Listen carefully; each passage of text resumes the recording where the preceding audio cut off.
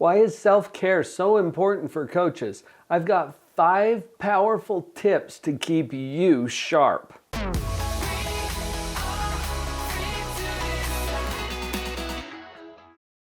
Coaches, therapists, and other helping professionals need to be at the top of their game in order to best benefit their clients. I'm Dr. Paul Jenkins. I'm a professional psychologist.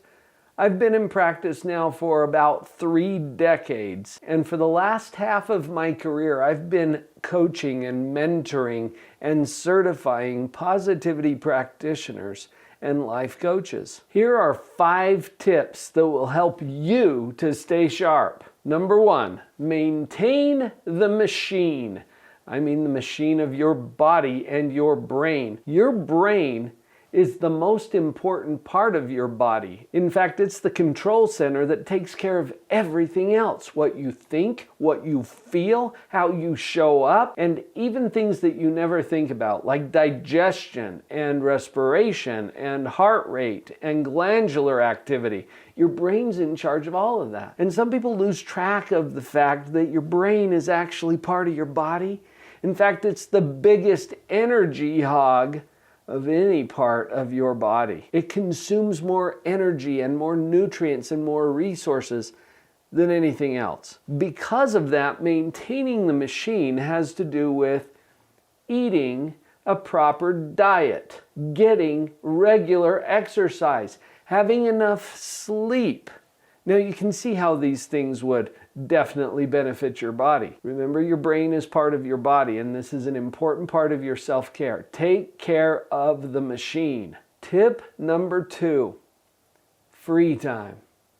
This is something that entrepreneurs don't do very well. Years ago, I was enrolled in Dan Sullivan's Strategic Coach program. He made a big point about protecting your free time first. And free time is defined as time that is completely detached from your work activities. And the focus of free time is your key relationships and rejuvenation. I love that Dan pointed out that the word rejuvenation has the same root as the word juvenile, and it literally means to make young again. What if you could take on all of your tasks as a business owner, as a helping professional, as a coach or a therapist? What if you could take on everything that you need to do being young again? That's what our free time does for us. And here's one of the traps that we run into as entrepreneurs. Many of us have been trained, taught, and educated in what I call the time and effort economy. In other words, you put in your time and your effort,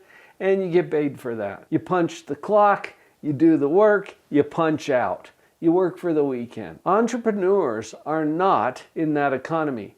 Entrepreneurs are in what I call the results economy.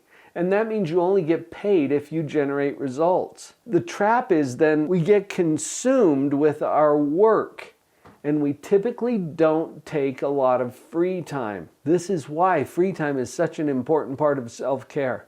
Look, the psychological research around this is really consistent in saying that after free time, we tend to have more energy. We tend to have more focus. We tend to be more productive in the work that we're doing. In the old time and effort economy, you work first, and then you get the weekend, or you get the vacation, or you get the time off, or you get to retire. In a results economy, you take your free time first.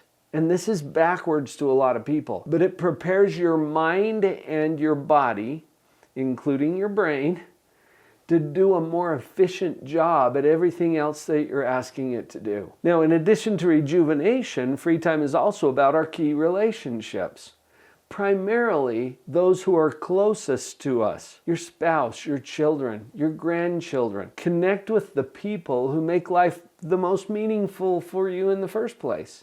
That's what your free time is all about. I remember when I was in that strategic coach program that Dan Sullivan pointed out that we sometimes cheat on our free time. You know, like you're going off to the beach with the family, but you put your laptop in the trunk just in case There's some downtime and you could get to a few of those emails for your work.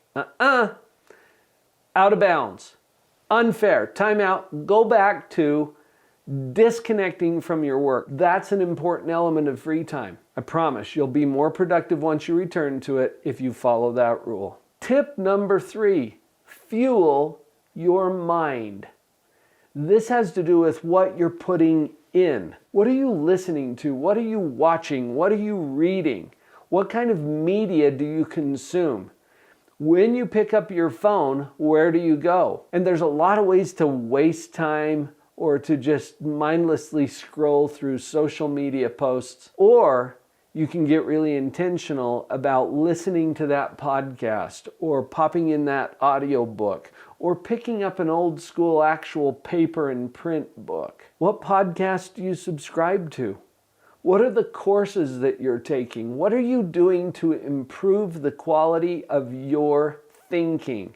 That's what this tip is all about. I love books. I've been podcasting since 2007. That's before podcasting was even a thing. And I've interviewed some amazing authors and thought leaders and people who have great ideas, inspiring people doing inspiring things. The books that I read are intended to fuel my mind. And I can make a little distinction here too, because in your free time, you might choose to read a book simply for entertainment and rejuvenation. The books that I'm talking about now are for the purpose of fueling your mind. In fact, I've put together a little list for you. I'll give it to you for free. Just go to the URL on the screen, drpauljenkins.com/bestbooks. This is my top 10 list, and it changes from time to time depending on what I'm reading and what I'm interested in at the time. Go grab the list. I'll put it right in your inbox. drpauljenkins.com/bestbooks. Fuel your mind. Now let's go to tip number 4. Build the team. What team? Your team. Who do you have in your life who's got your back, who you can go to, where you can debrief or get some coaching or even just associate with people who understand what it is that you're here to do on this planet? I intentionally engage at a very high level in mastermind groups and associations. I hire coaches. This is my team. You don't have to do this alone. And a lot of times coaches or other helping professionals are very solitary in their work. I know I used to be there back when I had a clinical psychology practice. Since moving to positive psychology, I've seen the importance of associating with people who understand what I'm all about. Who is your team? Take a moment to think about not only who's on your team, but what you could do to build and strengthen and grow that team to a point where you feel the support that you deserve. Now I've got one more tip for you, and this goes back to a book that I read years ago by a colleague, Mark Gungor. He wrote a book called Laugh Your Way to a Better Marriage. And that gives you a little sense of the energy of the book that he shared. He's also got a video that kind of went viral years ago about men's brains and women's brains. I heard this from Mark, and it's so simple, I wanted to pass it along to you. This is the final tip for today. Be nice. Now, he shared that in the context of what is required to have a better marriage. Seems obvious, doesn't it? But a lot of people don't go there. We get so caught up in criticizing each other and ourselves. So I want to apply this in the context of self-care for therapists, coaches, other helping professionals. Be nice to yourself. Self-care is not just about going and doing things for yourself. In fact, I think it's more important to focus on what it is that we're saying to ourselves inside of our own mind. And sometimes we'll go out there and we'll be so kind and compassionate and loving to everyone except for one, where we are cruel and harsh and demanding right here at home, where it means the most, where it's the most important. You be kind to yourself. Be quick to forgive yourself for all of those mistakes that you're likely to make. In fact, if you're not making mistakes, you're not trying hard enough. Okay? Let's be kind and forgiving to ourselves. That puts us in a much more powerful position to then step up and share that same energy, that loving kindness with everyone around us. And I think we need some more of that in the world. Enough with all of the hate and the bitterness and the anger and the just nasty interactions that are happening. Let's be nice.